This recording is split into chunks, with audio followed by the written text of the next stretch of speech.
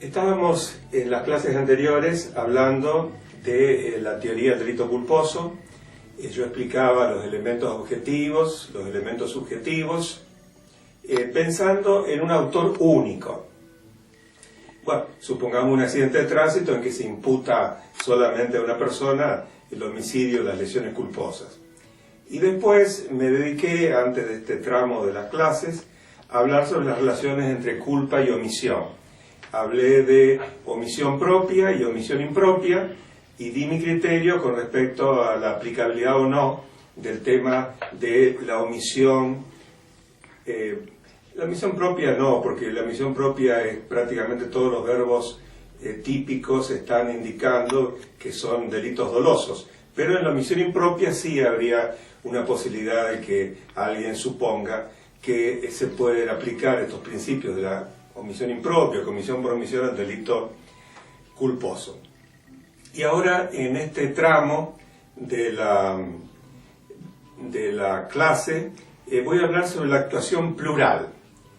Entonces, imaginémonos que varias personas pueden ser imputadas como autores de un delito culposo. Todo gira en torno del homicidio y las lesiones culposas, porque ustedes recuerdan que el objetivo del curso era después hablar sobre algunos principios del derecho médico vinculados con estos temas. Entonces pensemos en un equipo quirúrgico y las responsabilidades que podrían caber y cómo se haría la imputación en el caso de que haya un cirujano, un anestesista, auxiliares, etc. Entonces me voy a referir a la actuación plural. Y acá también hay un tema que a mí me parece muy interesante y para mí es importante que yo lo puntualice y lo subraye. Porque se pueden dar dos conceptos de autor en el delito culposo y en estos casos de actuación múltiple.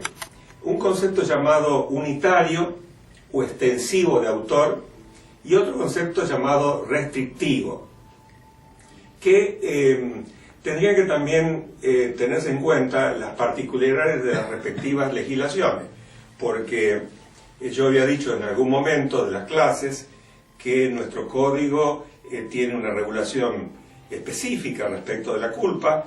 El delito culposo es uno de los tipos penales, no se aplican los conceptos vinculados al crimen culpae, sino en nuestra legislación el delito culposo está en un numerus clausus, o sea que determinados delitos son culposos, no todos tienen su forma culposa, los delitos dolosos. Entonces, también hay particularidades relacionadas con la legislación, porque también dije en algún momento que el código italiano, el código uruguayo y algunos otros códigos admiten que todos los que hacen un aporte al hecho culposo puedan ser castigados. Yo sostengo un concepto restrictivo de autor por las razones que voy a explicar seguidamente. Pero voy a hacer un ejercicio tomando un caso de la jurisprudencia alemana que se repite en alguna doctrina, tanto alemana como española, y bueno, por reflejo también en la nuestra, que es el siguiente episodio. Supongamos un teatro de la ópera, para ubicarlos en nuestro territorio argentino, digamos el Teatro Colón, en pleno invierno. Entonces vienen los asistentes al espectáculo y dejan en el guardarropa sus abrigos. Los empleados del guardarropa, pensando y sabiendo cómo termina la ópera, escuchan los compases y saben que va a terminar pronto la ópera. Entonces una empleada del guardarropa toma los abrigos y los deja sobre el mostrador, los ubica sobre el mostrador. En un momento que toma un abrigo, resulta que uno de los parroquianos ha dejado un revólver cargado en el bolsillo del abrigo. Cuando la mujer lo pone sobre el guardarropa, el revólver se desliza y queda a la vista. La mujer no hace nada, ve que el revólver queda ahí y un compañero toma ese revólver y, creyendo que está descargado, lo dispara y no digamos siempre que lo mata, sino que lo hiere a un compañero. Entonces, ¿quién es el autor del delito de lesiones culposas? Si se sigue un concepto extensivo de autor, ha habido una imprudencia grave de parte del parroquiano, del espectador, porque ha dejado un revólver cargado, que podía suceder lo que en definitiva sucedió. De la empleada de guardarropa, porque al ver el revólver no tomó ninguna precaución inmediata para que nadie lo tomara en sus manos y disparara. Y obviamente también del empleado que disparó. Consecuentemente, los tres podrían ser responsables de las lesiones culposas. Para un concepto restrictivo de autor, el único autor es el que disparó la pistola. Y yo espero que ser claro en esto y conseguir adhesiones con respecto a mi pensamiento, porque acá hay un problema bastante serio que se debe analizar. Desde el punto de vista del derecho argentino, dice el artículo 84 del homicidio culposo y el 94 de lesiones culposas, habla del que.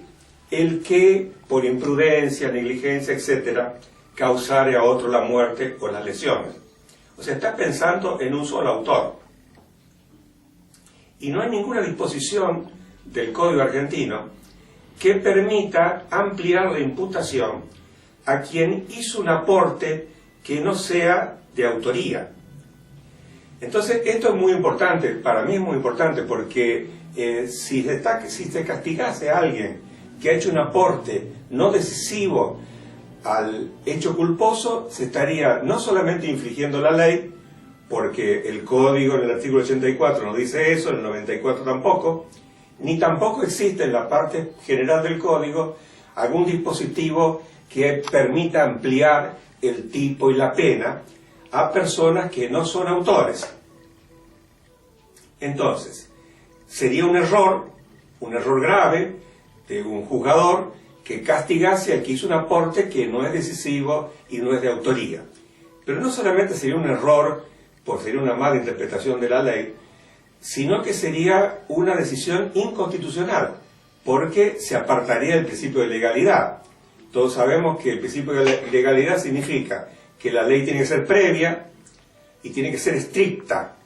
Quiere decir que no puede dejar zonas grises donde la conducta pueda ser en algún momento ilícita y en otro no tanto o directamente lícita. Entonces, hay una cuestión constitucional de por medio en relación al principio de legalidad. Y hay otra cuestión constitucional que también me interesa en este momento subrayar,